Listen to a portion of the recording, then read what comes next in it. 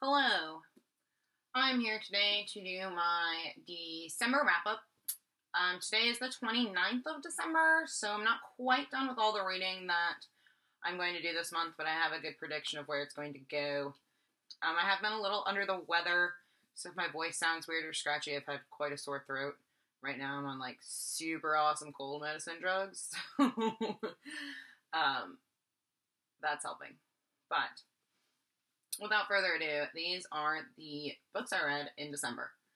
I read a total of 7 complete books as of today. I will probably finish 2 more in the next couple of days, and I have one that I marked as did not finish. The first book I read was The Angel's Game by Carlos Ruiz Zafón. This is the second book in the Cemetery of Forgotten Books trilogy, so it's the sequel to The Shadow of the Wind.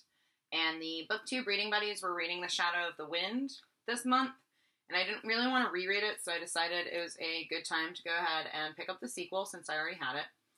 It was fine. It was not as good as the first book, but it was still like quite a page turner. It was very gripping, very suspenseful. It was really dark, really a little creepy. And it doesn't follow the same characters as the first book does.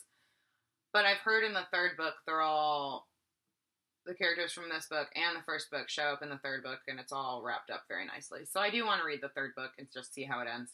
I did give this 3 out of 5 stars. Most of it was really good. I really didn't like the way it ended. But I'm hoping that the third book will shed some light on that for me. The next book I read is The Reader by Bernard Schlink. I actually already filmed a full review of this and should be posting it sometime this week. It is a story of a teenage boy and a woman in her 30s who start quite a torrid affair, and kind of what happens to them is when they are older and meet again. It was very good. It was, again, a good page turner. I read it in like 2 sittings, and it's not very long. And I will talk about it more in my review, but I will say for now that I gave it 4 out of 5 stars. Next, I read This is the Story of a Happy Marriage by Ann Patchett. This is a collection of essays by Ann Patchett, who is the author of Bel Canto and State of Wonder and some other things I'm forgetting.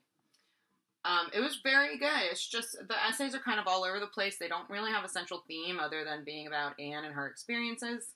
It took me quite a while to get into it. At first, I was like, no way, dude. I don't like it. It's not good.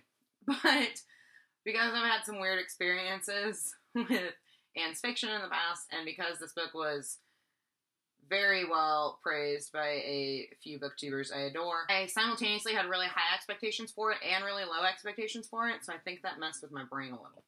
So it just took me a while to get used to her narrative voice, and at first I felt this distance between Anne and I, but once I got into it, I connected more with what she had to say, and I ended up really liking it, and I gave the collection as a whole 4 out of 5 stars.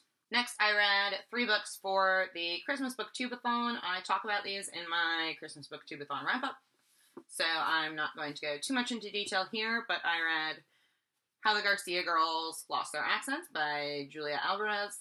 This is a really nice piece of Latina fiction. I really enjoyed it, and I gave it 3 out of 5 stars. I also read What We See When We Read by Peter Mendelssohn. This is kind of an essay that's been extended into book format and heavily illustrated, and it's all about what we picture in our heads as we read. It was very intriguing. I gave it 4 out of 5 stars. I connected with a lot of what Peter Mendelssohn had to say. It was a good, fast read, and I definitely recommend it for book lovers. And then I read The Complete Mouse by Art Spiegelman. This is a graphic memoir of Art Spiegelman's father's time spent in spent in Germany and Poland during World War II. His father was a Polish Jew who spent some time in Auschwitz and just encountered a lot of very horrible circumstances.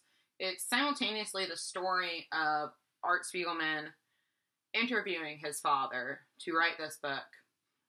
And it's a lot about how Art and his father don't relate because they've had such incredibly different life experiences. It was very good. I gave it 4 out of 5 stars. After that, I read quite a heavy book. This is Snow by Orhan Pamuk. I am going to film a full review of this because I've never heard anyone talk about it, and I know I would have liked some insight into it before I read it. I ended up giving this 3.5 stars. Orhan Pamuk is a Turkish novelist. He did win the Nobel Prize in Literature. And it's a very Turkish story, and I don't know anything about Turkey, so it took me a while to get into. I had to stop and do a lot of research while reading it because I don't know much about Turkish politics. And it was published in 2002 and it's set in present-day Turkey. I mean, in 2002, 2001 Turkey.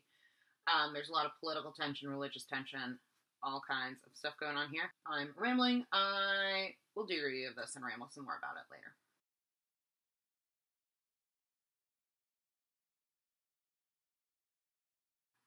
So, next I have Rabbit Run by John Updike. I've been meaning to read this book all year.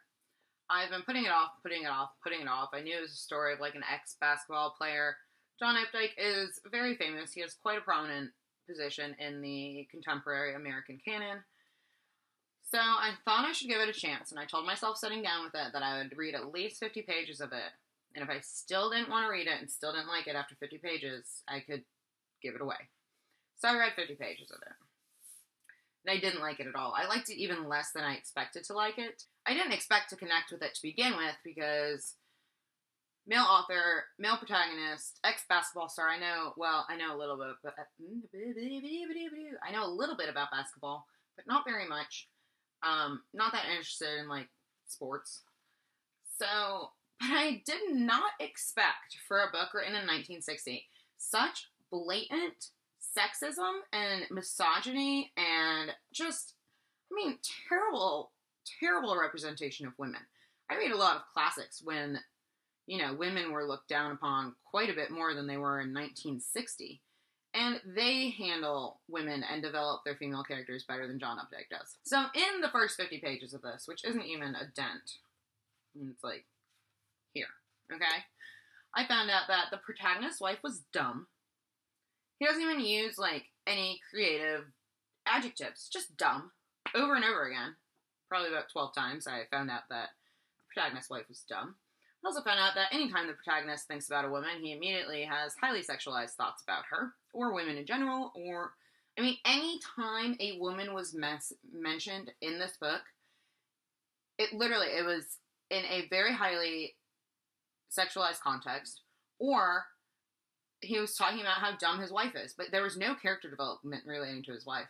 There was one moment where I was like, oh, finally, we're going to get some character development centered around a female, and the paragraph opened, and it was like, oh, but, listen to me paraphrase, times weren't always so bad with, I forget her fucking name, Sandra?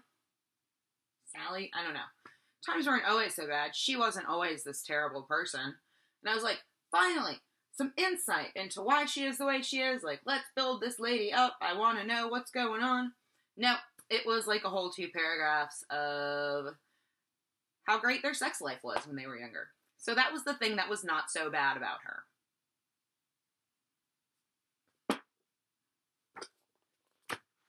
And done. So as to what I'm currently reading, I currently have 5 short stories left to go in Flannery OConnor's Complete Story Collection.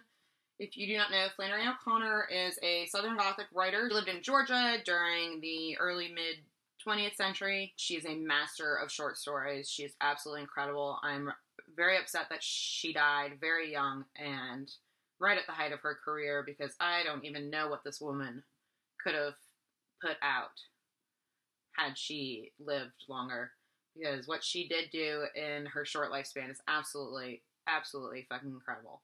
These stories are amazing. Like I said, I only have 5 to go out of 40, so we'll finish this tonight or tomorrow. I've been dipping in and out of it all year long, and just really wanted to finish it before the end of the year.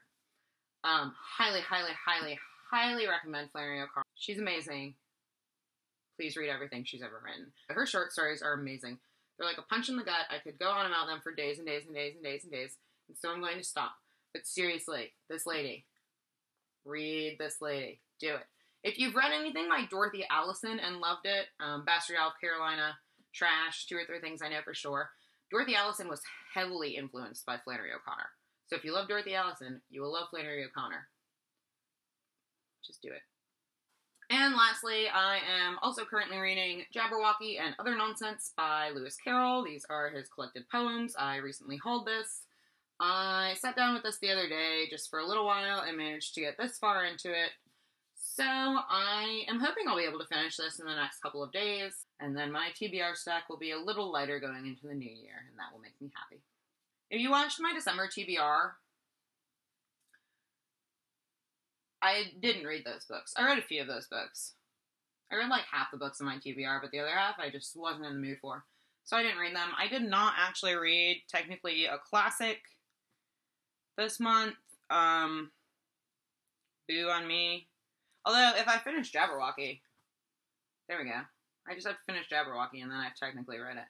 One. And Flannery OConnor, I feel like, is kind of modern/contemporary classic. So, that's fine with me. Please let me know what you read in December. Did you love anything? Did you hate anything? Did you want to smash anything like I did with Rabbit Run? That is all I have to say today, and I will see y'all soon. Bye.